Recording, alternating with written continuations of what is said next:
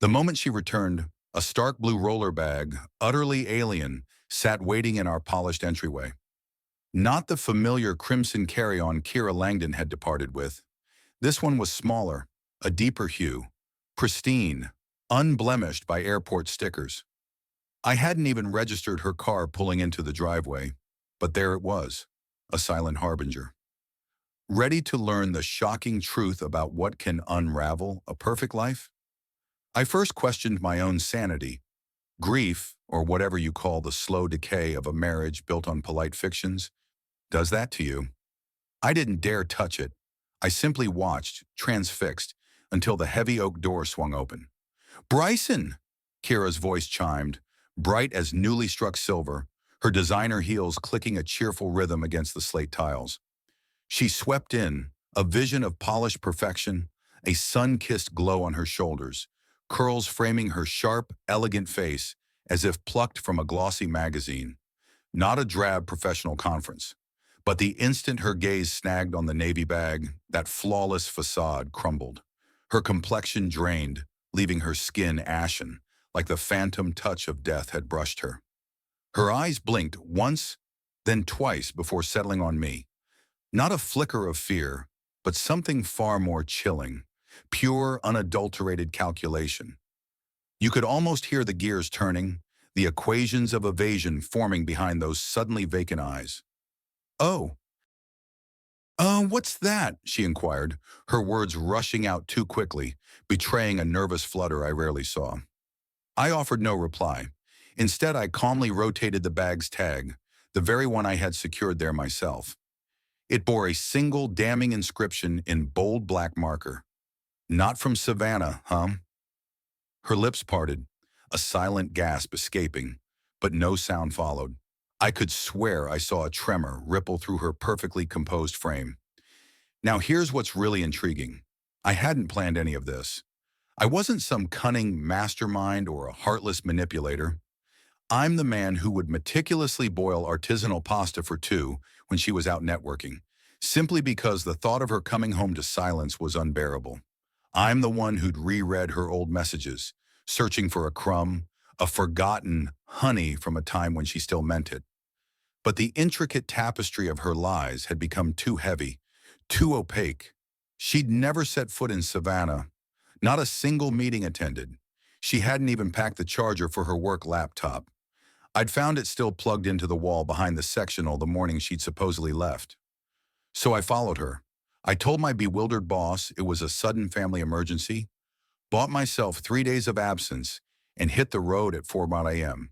The entire drive, my heart hammered against my ribs, palms slick with a cold sweat that had nothing to do with the early morning chill. I staked out her friend Miranda Lewis's quaint bungalow, the very Miranda Kira had sworn she was staying with before the event began. Kira wasn't there, but the deep blue suitcase, that was mine.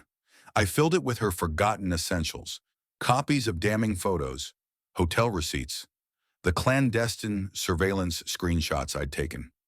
And that crimson dress, the one she'd only ever worn for me years ago, now stretched taut over the contours of her new, secret life. I left it by the bungalow's doorstep, a silent accusation. I never anticipated her breaking down. My singular desire was to witness what would shatter first, her carefully constructed expression or her intricate web of deceit. As it turned out, both succumbed simultaneously. Wait until you hear what shocking action she took next. She didn't reach for the suitcase. She didn't so much as graze it with a finger. The question of its presence vanished. Kira simply fixated on the luggage tag as if it were poised to ignite her where she stood. I remained absolutely silent because honestly, my voice felt trapped, choked by the suffocating weight of everything I'd seen, everything I knew but hadn't yet articulated. She adjusted the lapel of her sleek blazer, flicked a stray curl behind her ear, a practiced gesture of stalling, then stated, "This isn't amusing, Bryson." Her tone was clipped, almost offended, as if I were the one playing manipulative games, and for a fleeting, humiliating second, I wavered. I actually questioned myself. Was I overreacting? Was I distorting some innocent explanation into something far more sinister? But then the vivid tableau from 2 nights ago flashed behind my eyes. My car idled discreetly outside the opulent Montreux Hotel, room 304. The curtains hadn't quite met. She was with him, not touching, but radiating a joy I hadn't witnessed in over a year. That deep, head-tilted laugh that used to be exclusively mine. A crystal wine glass in one hand, her phone in the other. I zoomed in with my camera, capturing the image. By itself, it proved nothing. But I knew that laugh. It wasn't a business dinner. That was her. The vibrant, uninhibited version of Kira that had been denied to me for months. The woman who once scribbled love notes on napkins and hummed off-key in the shower. That Kira had been absent for so long, I'd started to believe I'd merely imagined her. I stepped back, allowing her to stride into the living room. She kept her back deliberately turned as she set down her actual travel bag, the one she'd left with. I noted its conspicuous lack of any hotel tags, no evidence of genuine travel whatsoever. She'd likely remain local, probably with him. I opened my mouth, a heavy question forming, but she deftly cut me off. "You're being overly dramatic, Bryson." "What? You suspected me of infidelity just because I didn't send you hourly updates?" That sentence, that icy deflection, was the definitive crack. She hadn't denied it. She hadn't breathed a word of no, only implied my reaction was excessive. A bitter laugh almost escaped me. Instead, I pointed towards the waiting suitcase. "I packed that for you," I said, my voice barely a whisper. "Everything you left behind, everything I discovered. Go on, open it." She remained rooted, her jaw tightening, her gaze fixed on me.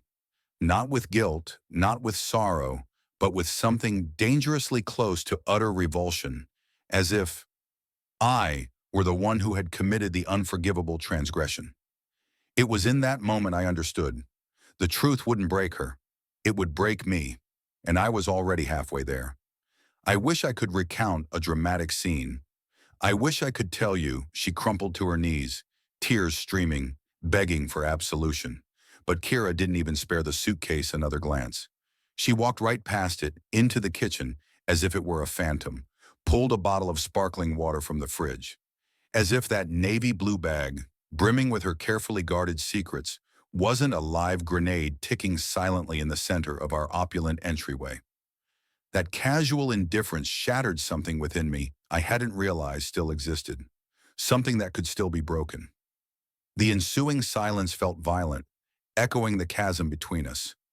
She drank slowly, watching me over the rim of the bottle, her eyes demanding that I provide an explanation. "I'm utterly exhausted," she finally mumbled, brushing past me again. "Can we not revisit this tonight?" "Please, not tonight." I had meticulously rehearsed 1,000 iterations of this inevitable conversation, screaming, sobbing, desperate lies, abject pleas. Never once had I envisioned her dismissing me with such chilling casualness, as though I were a petulant child throwing a tantrum. I followed her down the hall. I knew it was futile. I knew better. But a desperate, primal part of me still craved answers, even if they were destined to crush me utterly. "When were you planning on telling me?" I managed, my own voice a faint rasp. "Was it ever? Or were you simply going to continue sleeping beside me, all while living a completely separate life?" She froze at the bedroom threshold, then slowly pivoted. Her face had undergone another transformation. No longer soft, it was now glacial. I could almost visualize her calculating precisely how much I truly knew. "I didn't do anything, Bryson," she stated, her voice tight. "Whatever ludicrous ideas you've concocted in your head." I cut her off, the words a hammer blow. "I saw you, at the Montreux, room 304, laughing like you once laughed with me. Same crimson dress, same wine, just not the same man." I braced myself for a scream, perhaps a collapse, but she merely sighed, a long, weary exhalation, as if I had just recited the day's rather dull weather forecast. And then, in a whisper so quiet it was almost swallowed by the oppressive silence, she uttered words that would forever scar me. "You were never meant to see that part of me again." That sentence, that single chilling sentence, it crushed whatever fragile fragments of hope I had foolishly clung to. But here's the thing that will truly stun you. I knew that wasn't the full story. I held one final devastating card, the voice memo. The day before her supposed return, I had driven back to the hotel, leaving my phone discreetly inside a discarded coffee cup on a lobby table near the elevators. Kira had passed by with her co-worker, the man I now knew was anything but. They hadn't noticed the recording device. They spoke with the casual intimacy of people who believed I was already a ghost in their lives. She said, and I distinctly quote, "Once I get through this weekend, I'll come clean. Bryson will be fine. He always forgives everything. That's why it's so easy." I played it right there in our bedroom. She stared at the pristine hardwood floor as if it might cleave open and swallow her whole. It didn't. I wish I could say I walked out then and there, a dramatic exit befitting the moment, but I didn't.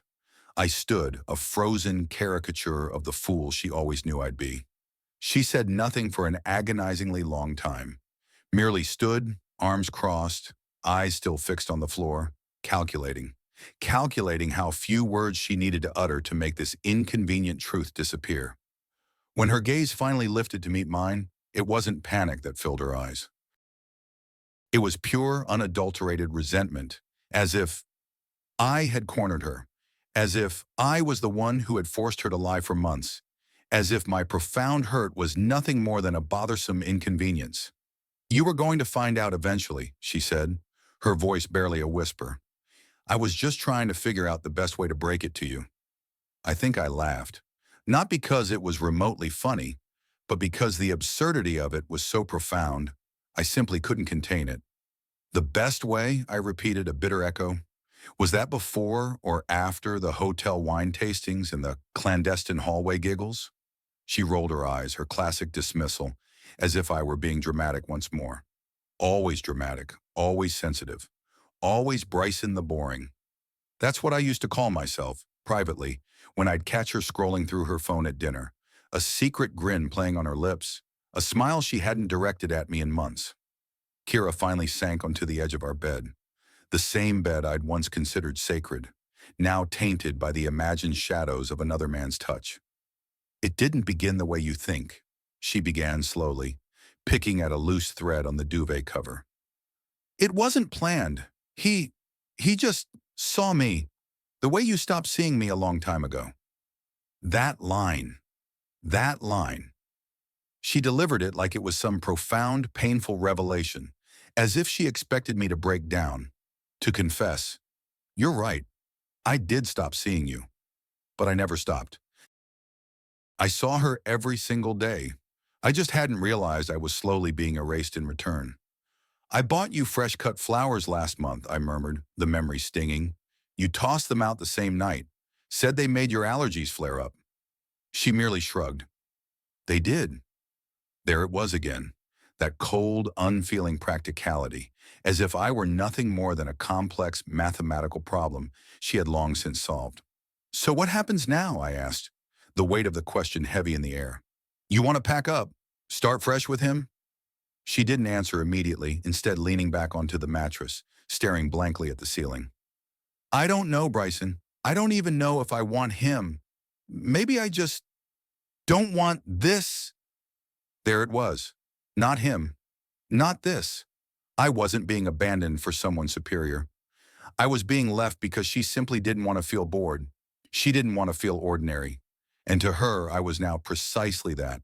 Safe, predictable, forgettable. My voice cracked, raw with unshed tears, when I finally articulated it. "So, you were just biding your time for the right day to tell me this? Or hoping I'd never even ask?" Kira looked at me as if I had entirely missed the point, as if her profound wisdom had sailed right over my head. "No," she said, her voice devoid of emotion. "I was hoping you'd figure it out and just let me go quietly."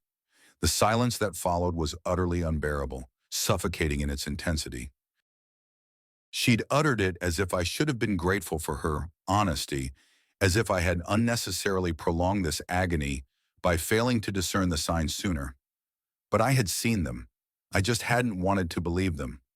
I had stubbornly convinced myself that every cold shoulder, every forced smile, every late night at the office was simply a rough patch. We were meant for the long haul, weren't we? Isn't that the very essence of marriage? To persevere, even when the quiet settles in, even when the initial fire dims? But she hadn't persevered. She had quietly slipped away, while I, the dutiful gardener, kept watering dead plants, foolishly believing they would bloom again. I didn't sleep a wink that night. I remained on the sofa, staring at the ceiling, replaying every agonizing detail, every discarded word, every cold glance over and over again. The sudden work trips, her abrupt obsession with fitness, the way her phone became a guarded fortress, always face down, always locked. How she'd started humming again in the mornings, but never when I was near. What does it feel like to be so irrelevant? And the question echoed endlessly in my mind. What was so profoundly wrong with me that she had to seek out someone else just to feel alive? Around 3 a.m., a parched throat drove me to the kitchen for water. That's when I heard her voice. Initially, I thought she was speaking to me, but her bedroom door was barely ajar, and she was unaware of my presence just outside. The faint glow of her phone illuminated her face. "I can't talk long," she whispered, followed by a brief silence, then a soft, weary chuckle. No, he didn't scream. He just looked broken. I didn't expect that. She wasn't crying. She didn't sound heartbroken or ashamed. She sounded utterly relieved, as if a monumental weight had finally, irrevocably, lifted from her shoulders. I stood frozen, my hand gripping the hallway wall, fighting a desperate urge to collapse. Then she added, "No, I didn't tell him everything. He's too fragile. I didn't want to completely wreck him." That one stung. It felt like the cruelest kick to a wounded animal. Eavesdropping on a conversation that confirmed my deepest, most agonizing fear. I was never the villain in her narrative.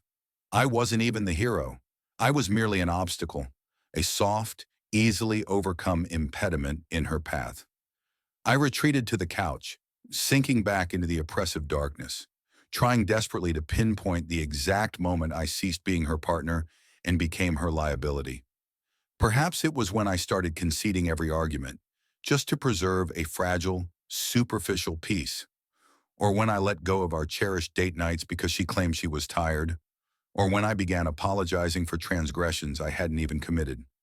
That morning I didn't make coffee. I didn't meticulously pack her lunch, a ritual I'd performed for years. I simply sat by the window, watching the silent world outside, as she dressed in an equally profound silence. She didn't offer a goodbye, and in that moment I realized perhaps she had never truly said goodbye to any version of me. She had simply moved on, quietly, expecting me to follow suit, to fade away without a ripple. By the following day, she was operating as if nothing had transpired. Her morning routine was executed with robotic precision. Shower, coffee, hair pinned up.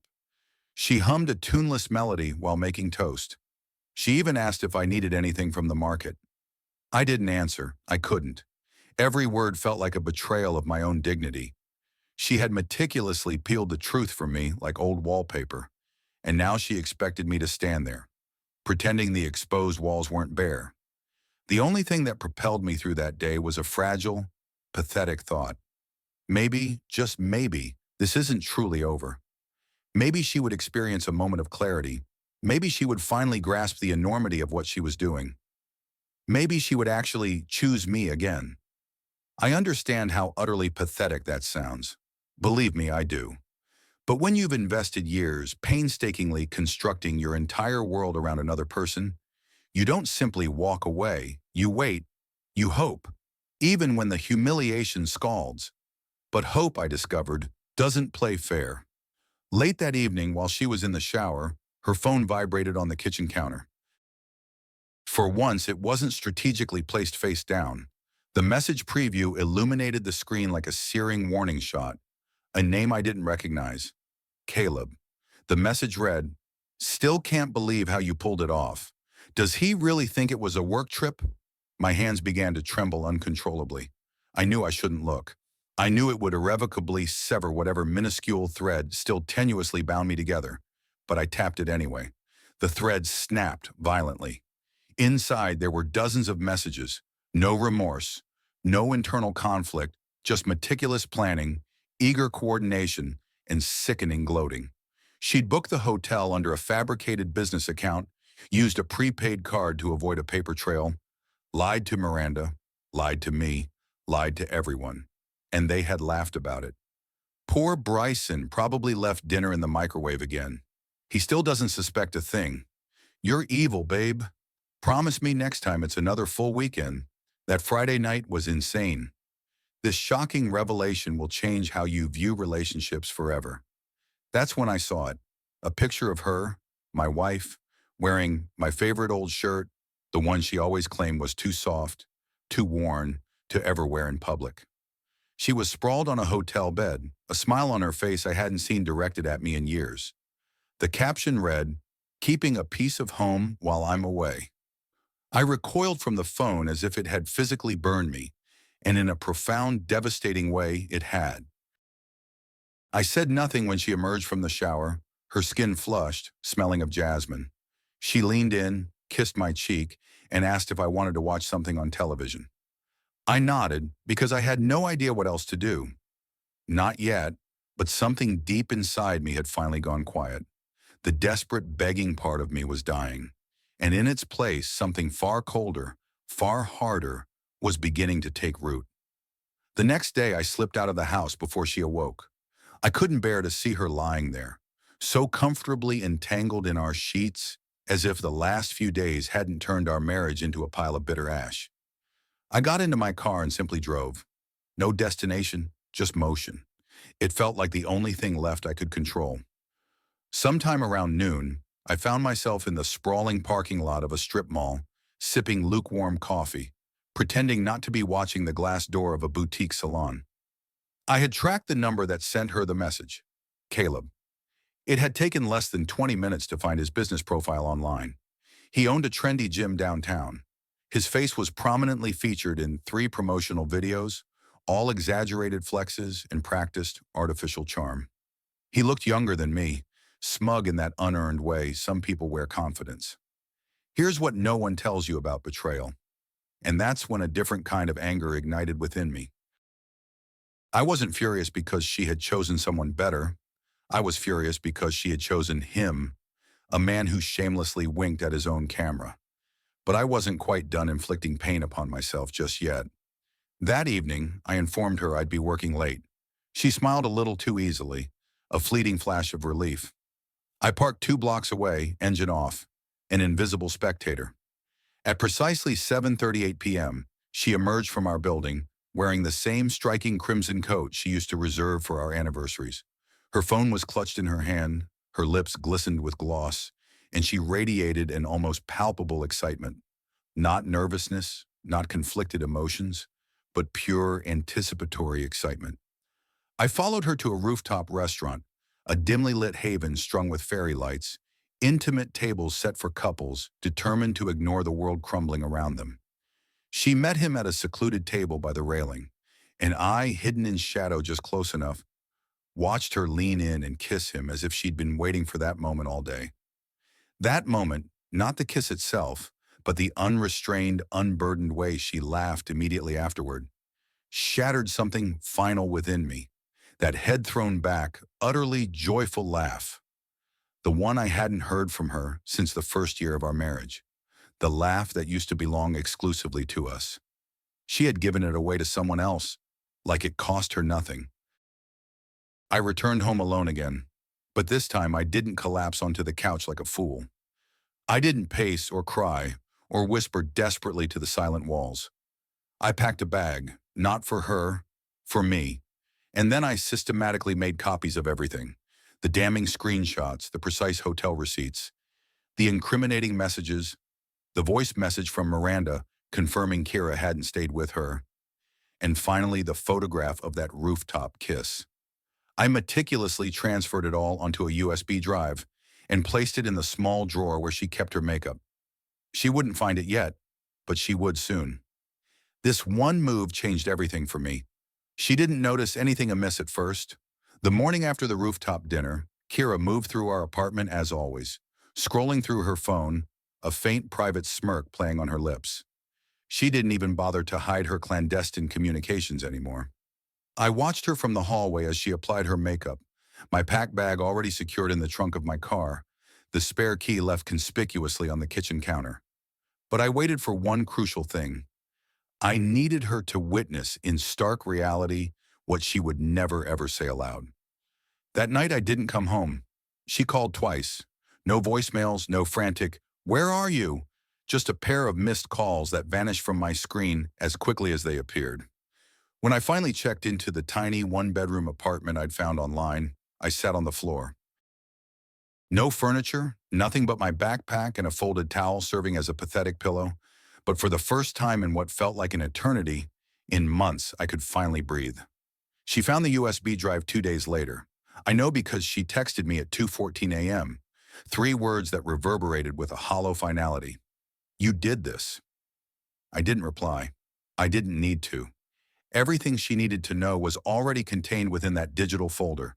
The irrefutable images, the damning recordings, the undeniable receipts, and a final, succinct note from me that simply read, "You stopped choosing me, so I finally chose myself." That was 6 months ago. Since then, I've quietly built something new.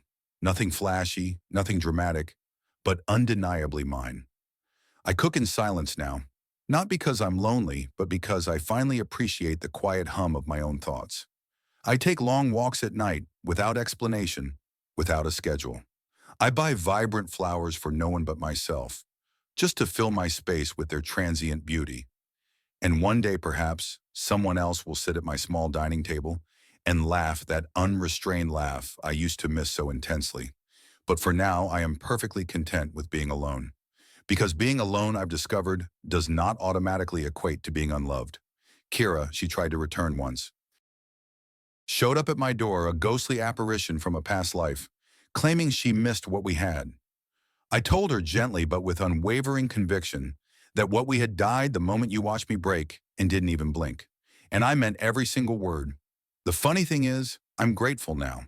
Not for the profound betrayal, but for the crystal clear clarity it provided. I had spent so long waiting for her to come back and miraculously fix things. It turns out I was the one who needed to walk away, to truly start living again. And now at last I am free.